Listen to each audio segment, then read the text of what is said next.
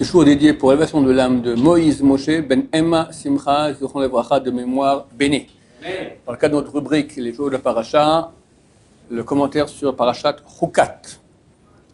Chuka, c'est quoi une Chuka? Chuka, ça signifie, on sait que dans la Torah il y a des mishpatim, des lois qui sont compréhensibles, et des chukim. Chukim, c'est les lois qui sont incompréhensibles. Et notre Paracha commence, Dieu dit à Moshe et à Aaron, dites au peuple d'Israël, Zot Chukat Torah, voici la Chuka, la loi incompréhensible de la Torah. C'est pas toute la Torah, ça parle de la paradouma. C'est paradouma, c'est donc la vache rousse. Qu'est-ce que la vache rousse? À l'époque où le temple existait, et très bientôt Bert Hashem, où il va être reconstruit, alors il y avait les lois de pureté et d'impureté. Il y a 11 types d'impureté. Quelqu'un qui était en contact avec un mort, il a touché un mort dans la même chambre qu'un mort, ou il a touché un objet de métal qui a touché un mort, etc. Tu as une impureté de nida, une impureté d'une femme qui a accouché. Tu as une impureté d'un animal impur qui est mort, ou pur qui est mort.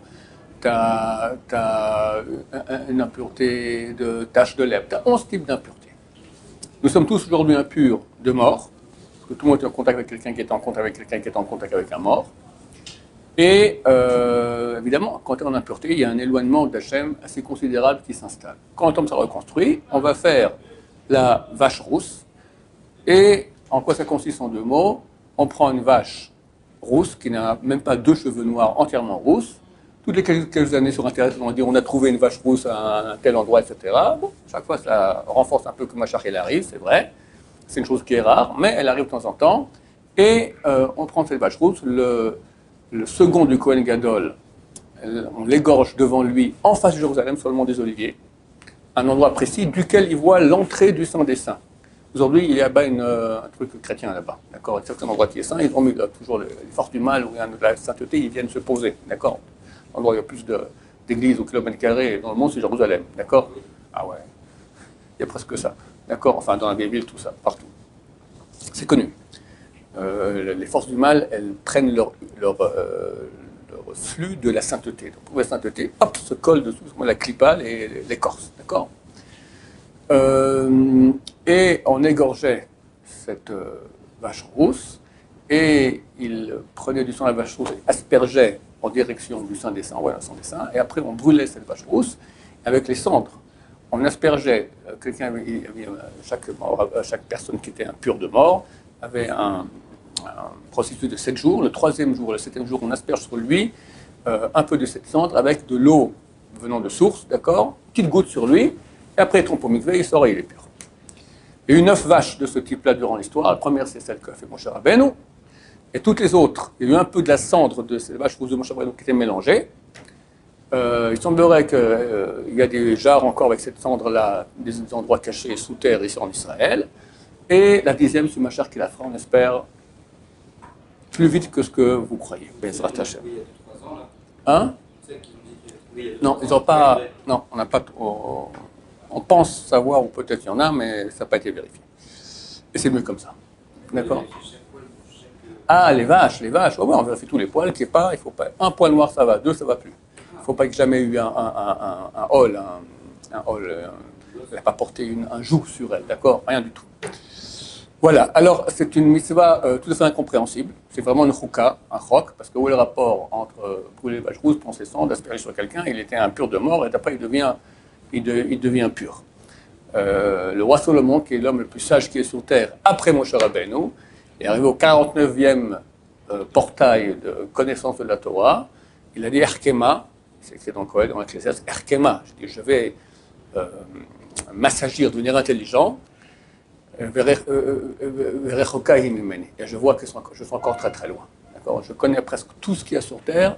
J'essaie de comprendre le secret, le pourquoi et le comment de la vache rousse, et je vois que c'est encore très très loin de moi. Je ne le connais pas. Le seul qui connaît le secret de la vache rousse, c'est Moshe Rabbeinu, et Mashiach quand il vient très bientôt, Bezrat Hashem.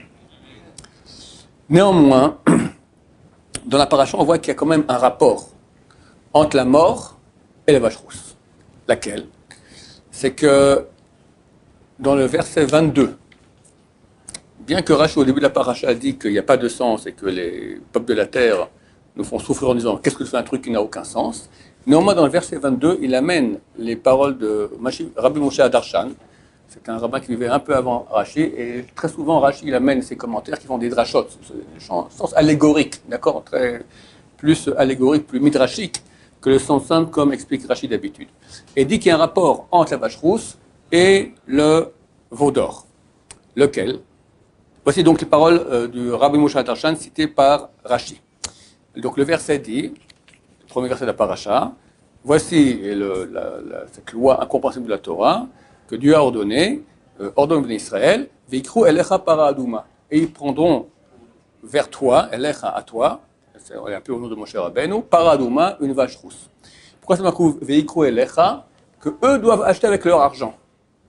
Pour le rapport entre ça et le veau d'or, il y a un rapport, dit Rabbi Moshe Adarshan, c'est le veau d'or qui l'a construit. Ben, tous les Israël sont venus. Aaron veut gagner du temps. Il a dit, bon, amenez les bijoux de vos femmes. Il dit, les femmes se enlèvent les bijoux, ça ira. Elles ont toutes donné les bijoux directement, les maris leur ont pris de force, hop, et ils ont jeté ça dans l'endroit où l'or était en train de fondre, et le veau d'or est sorti. Donc là aussi, pour réparer, comme les Israël ont pris de leur argent, là aussi, il faut qu'ils prennent de leur argent pour amener la vache rousse. Pourquoi une vache? Dit le dicton, si le fils d'une servante du roi, il est venu dans le salon du roi, et hop, il a fait ses besoins.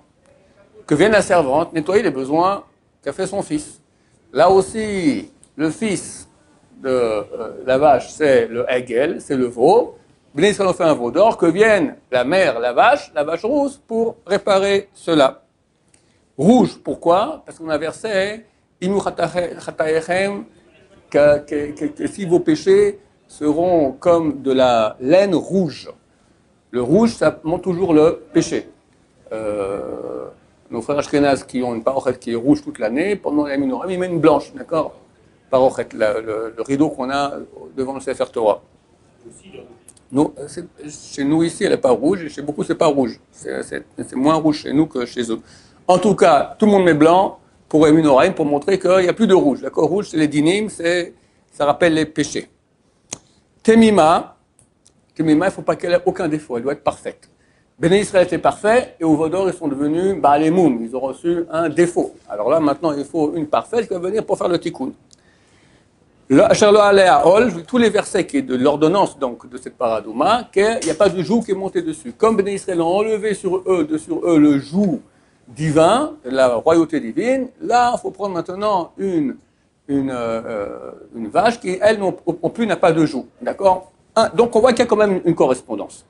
Alors, le rapport entre cela et la mort, tout simplement, parce que Béné Israël est au mont Sinaï, c'est marqué qu'ils ont reçu les tables de la loi, c'est marqué que les paroles étaient charut à la luchot. Charut, gravé sur les tables. Et les sages israéliens ont dit, ne lis pas charut, lis cherut. Cherut, ça veut dire libre. Cherut. Cherut, c'est liberté. Tu es libéré de l'ange de la mort. Après qu'on a vu Dieu au mont Sinaï, nous sommes devenus des êtres divins. Comme on dit dans les Teilim, j'ai noté ici le verset, Amarti Elokim atem, j'ai dit, vous serez des dieux, vous êtes des dieux. Les enfants du supérieur, vous êtes. Ça, c'était au mont Sinaï. Il a fait le veau d'or 40 jours plus tard, Achen Kadam Temutun, maintenant comme des hommes, vous mourrez.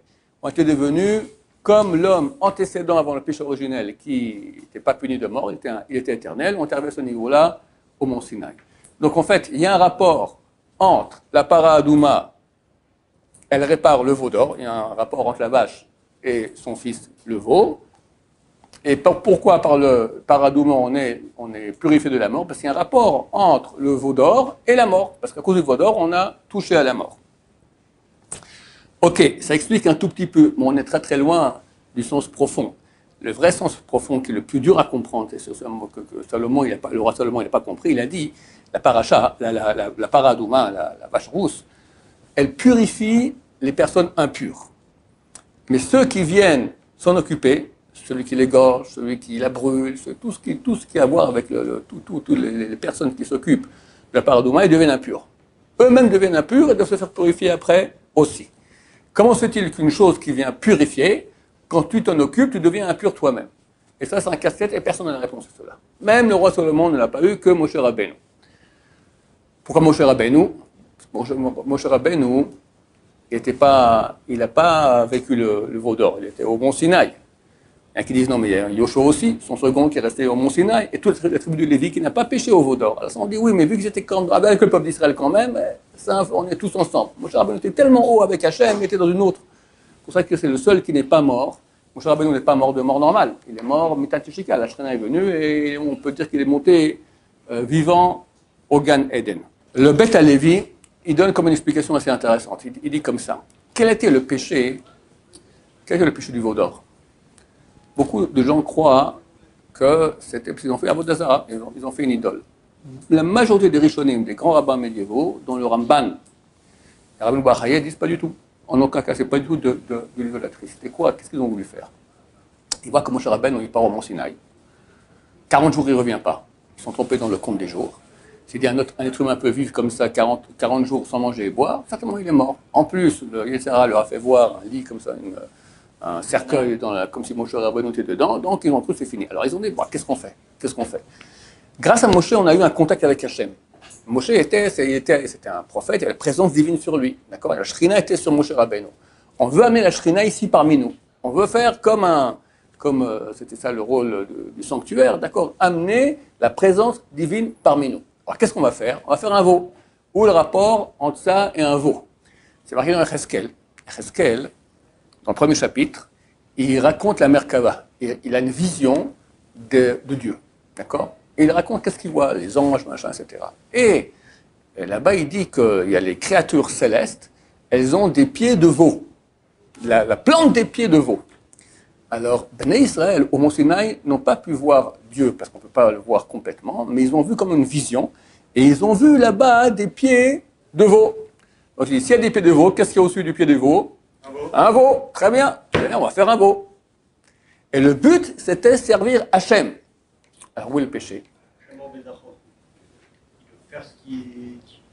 Oh, excellent. Comment tu sais ça? Très bien. Le péché, c'est le Beth Alevi qui dit ça. Le péché est, tu veux maintenant amener la Shrina. Très bien, mais c'est toi qui décides comment faire avec ton esprit. Tu as vu un veau, donc tu fais un veau, c'est quoi ces manières-là? Comme les deux fils de Aaron, Nadab et Abihu, ils ont dit, allez, on prend maintenant de l'encens, on l'amène. Quelqu'un t'a demandé, qu'est-ce que tu fais? On fait ce qu'on veut ici dans ce monde. Il y a un Dieu, il te dit, tu fais. Il te dit pas, tu fais pas. C'était ça le grand péché. Aller et faire une chose que Dieu n'a pas ordonnée, comme nous on pense, c'est ça le veau d'or, c'est ça le plus grave péché. Prise d'initiative, d'après notre esprit, sans demander à Dieu et sans recevoir l'autorisation de Dieu. C'est la Shem Shamaim, c'est soi-disant, c'est vrai. Mais tu ne peux pas aller à la place du roi décider quoi faire. Quelqu'un qui veut faire quelque chose de bien pour le roi, mais il fait ce qu'il veut, d'accord? Il y a le château du roi, quelqu'un décide maintenant, allez, je vais faire un deuxième château pour le roi dans son jardin. Et qui dit, mais je te demande quelque chose. Non, c'est pour vous, monsieur le roi, comme ça vous aurez, c'est plus sympa. Et mon cher ami, je suis chez moi, je décide ce que je veux. Hachem dans le monde, c'est lui qui décide. Tu lui demandes maintenant les choses les plus saintes. Tu veux maintenant amener la présence divine. Mais c'est quoi ces manières-là? Sans attendre que Dieu te dise quoi faire. C'est quoi la réparation du Beth Alevi? On va faire maintenant une mitzvah où on ne comprend rien. Le veau d'or, on s'écrase complètement. Il n'y a rien c'est pas logique. Fais ce qui n'est pas logique. Tais-toi, écrase-toi, sois humble. Ça, c'est le tikkun du veau d'or. Et on voit que lorsque, vraiment après 3 fois 40 jours, ils ont fait le veau d'or, après, Moshe Rabbeinu passe 2 fois 40 jours, il va au Mont Sinaï pour demander pardon, à la fin, à Yom Kippour, c'est du Yom Kippour après cela, Dieu dit, ok, j'ai excusé. Et je vais mettre ma shrina, je vais amener ma shrina parmi vous, faites un sanctuaire.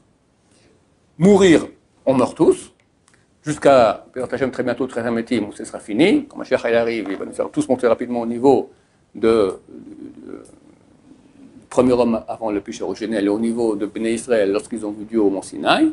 Très bientôt, on espère. En attendant, les gens sont encore en train de mourir, mais Dieu accepte de mettre sa présence divine parmi nous. Comment? Le sanctuaire. Maintenant, le sanctuaire, c'est entre autres Betzalel qui l'a fait. C'est marqué qu'il connaissait toutes les lettres, le sens des lettres profondes, comment Dieu a créé le monde. Grosse tête, connaît tous les secrets. Mais lorsqu'ils font le temple, c'est Parashat Pikoudé, c'est marqué dans la Torah, 18 fois, Vayas, Kacher, Diber, Hashem, El Moshe. Et il a fait comme Dieu a ordonné Moshe. 18 fois c'est marqué. Pour nous dire, mon cher ami, on ne fait pas ce qu'on veut. On fait maintenant le temple, on amène la Shrina, c'est vrai, mais on ne fait pas comme on pense nous. Tout est ordonné par Hachem, exactement dans le moindre détail, et on fait ainsi. Il y a une explication sympa qui a été donnée aussi. Pourquoi est-ce que la vache rousse, elle impurifie les purs, elle purifie les impurs? C'est écrit que le roi David, il n'a pas dit Serara. C'est marqué en Télim, il a dit Libi halal bekirbi. Mon cœur est vide dans mon corps. Mon corps, c'est Serara. Il est vide. Rien du tout. Moi, je suis.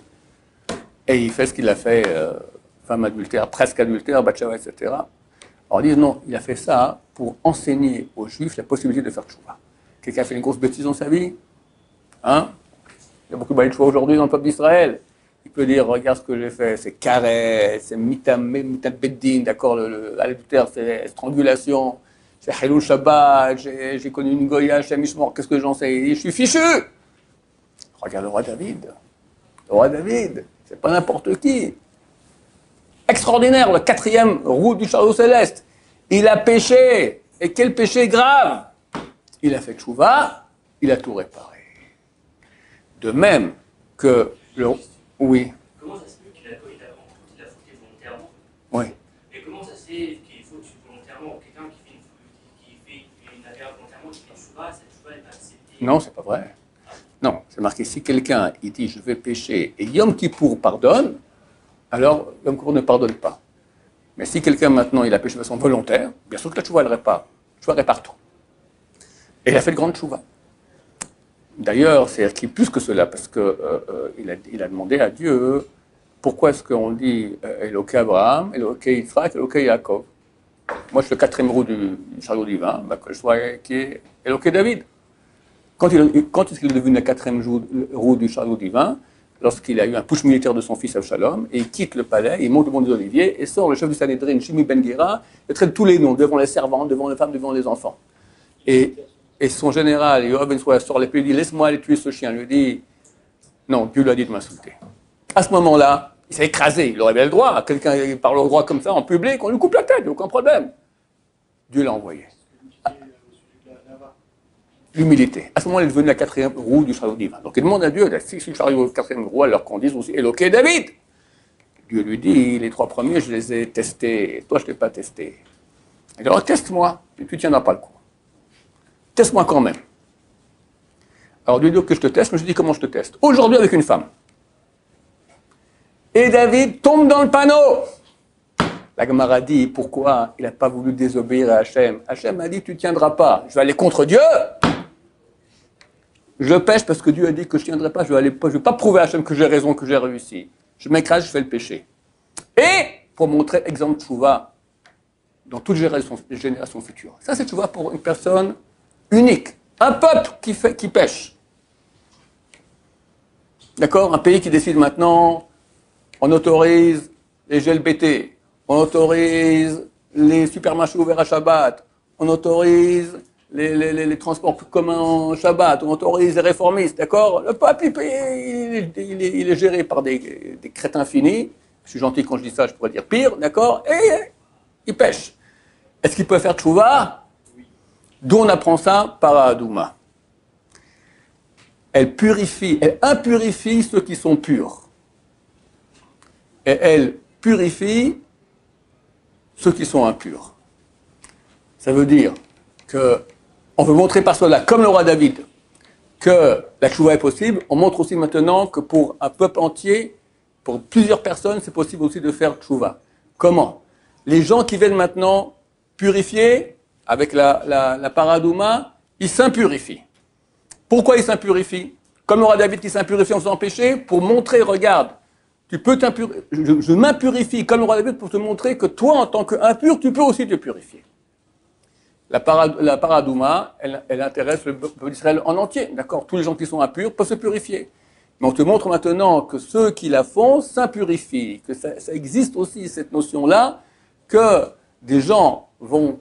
On te montre maintenant qu'on est pur, on est prêt à s'impurifier pour que toi, tu puisses te purifier. Les commentateurs posent la question, pourquoi Dieu, comme au début de la paracha, il dit à Moshe, Zot Rokat Torah. Voici la loi incompréhensible de la Torah. On aurait dû dire maintenant Zot Rokat Hapara, de la vache, ou de la Tahara, de la purification. Comment on se purifie? C'est quoi maintenant Zot Rokat Torah? Où est le rapport avec la Torah ici? En disant en fait que la Torah aussi c'est une chouka. C'est vrai que dans la Torah il y a des lois qui sont censées être compréhensibles, d'autres incompréhensibles, mais en fait c'est faux. Il n'y a aucune loi compréhensible. Aucune. Même quand on a une explication qui est superficielle, c'est rien. Il n'y a rien de logique à cela. D'accord? Tu ne peux pas dire j'entends une logique. Tu tueras point. C'est logique? Oui et non. Mais écoute, regarde comme disait Hitler, regarde la nature. Dans la nature, c'est le plus fort qui gagne. Hitler a dit il n'y a que l'impudence juive pour aller contre nature. Comment tu vas maintenant, tu crées une société où on ne vole pas, où on ne tue pas? Bah oui, le plus fort il gagne. C'est beaucoup plus logique, c'est comme ça que ça fonctionne. On peut dire ça. C'est tordu parce que Baruch Hashem, on est imprégné de Torah et on veut qu'il y ait le bien dans le monde. Mais on pourrait choisir que pas. Et beaucoup de grands hommes ont choisi comme ça, des grands philosophes aussi, d'accord? On dit il n'y a pas de morale. Si tu recherches maintenant tous les fondements de la morale, il n'y en a aucune. Si ce n'est la volonté de Dieu. Il n'y a pas de mitzvah qui est logique. Peut-être une certaine logique que tu vois, mais qui a dit que c'est ça le bien? Peut-être c'est mieux de faire autrement. Donc toute la Torah, maintenant, il faut savoir, on ne fait pas la Torah parce qu'il y a des raisons. Un temps, il y avait des gens qui voulaient dire il y a des bonnes raisons, on ne mange pas de porc parce que dans le temps, c'était quelque chose qui était de mauvaise qualité, il y avait des vers, etc. On ne mélange pas le lait et la viande parce que c'est mauvais pour la digestion. Toutes sortes de bêtises innommables. C'est faux! C'est la volonté de Dieu et c'est tout. Et elle est très, très, très profonde. Je finirai en vous racontant ce qu'écrit le Ramban, Nachmanide. C'est un des grands kabbalistes. Encore avant l'époque du Rabbeinu Haris, il y a 500 ans. Avant, il y avait très très peu de kabbalistes, mais de niveau énorme. C'est très très très caché. Parmi eux, le Ramban. C'était il y a 800 ans. Et lui, il a écrit un commentaire sur la Torah qui est, à plusieurs endroits, il parle de Kabbalah. On ne comprend rien.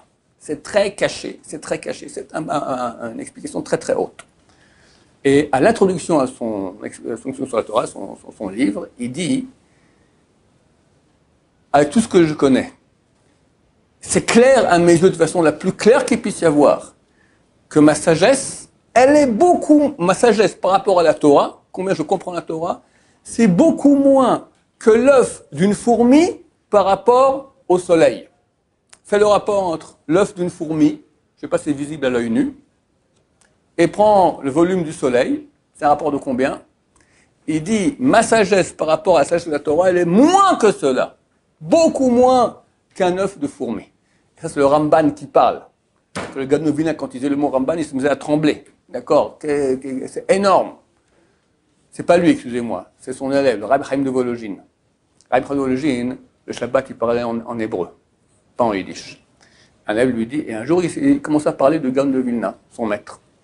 Alors, un élève lui a dit, est-ce que le Gaon de Vilna était au niveau comme le Ramban? Le Rabbi Volojine était tellement choqué par la question, il a parlé en yiddish. Il a dit, avec tout ce que j'ai connu le Gaon de Vilna, combien il était haut, combien il connaissait, chaque fois qu'il dormait, il partait en yeshiva dans tout ça. Il est peut-être arrivé au niveau d'un élève du Ramban, le Gaon de Vilna. Donc voilà, messieurs. Très bientôt, Mashiach, il arrive, et nous, on va plonger dans les secrets extraordinaires de la Torah. Alors, M. Mashiach, il a dit que quand Mashiach vient, on va étudier. Il y a 4 niveaux de profondeur. Aujourd'hui, on est le plus haut, le plus superficiel. On va aller le plus profond très bientôt. Baruch Adonai, l'olam, amen, amen.